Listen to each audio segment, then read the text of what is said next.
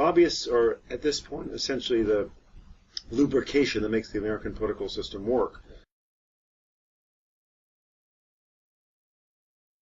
For about 12 years now, I've been following around a group of lobbyists, almost all in the area of healthcare. I mean, I'm really interested in what they do. There's a somewhat forgotten school within political science where rather than theorize or make elaborate computer mathematical models about how politics and government works, you actually go see, get your hands dirty, as it were. And I identified years ago a group of now 11 lobbyists who have, over this dozen years, been involved in all kinds of major issues, including, of course, Obamacare, or the Affordable Care Act.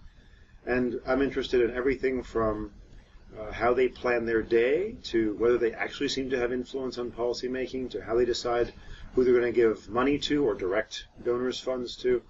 Whole array of things lobbyists do. I'm basically interested in the, as it were, ecology of lobbying, the landscape of lobbying.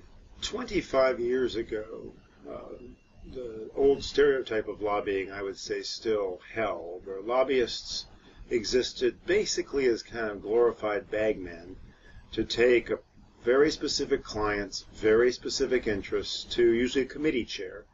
And if they developed a relationship, as lobbyists were good then as now at doing, if they developed a relationship with this committee chair, they were able to usually get whatever specific legislative ask accomplished. Lobbying has changed dramatically.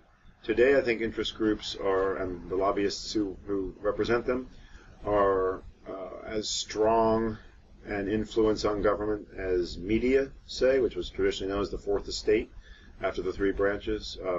Lobbyists are everywhere in the system. It's difficult to find an issue of any kind that doesn't have not just a lobbyist, but multiple lobbyists pushing from all these different sides. So the pluralist society that some theorists anticipated in the 1950s and 60s really seems to have arrived. They've replaced political parties, lobbyists have, as the major mobilizers of people to get out and vote, to care about issues, to get involved, that sort of thing. Most of the views of lobbying, at least in the popular media, are negative. And I can see some of the concerns about a special interest cabal getting a stranglehold over the way American government operates.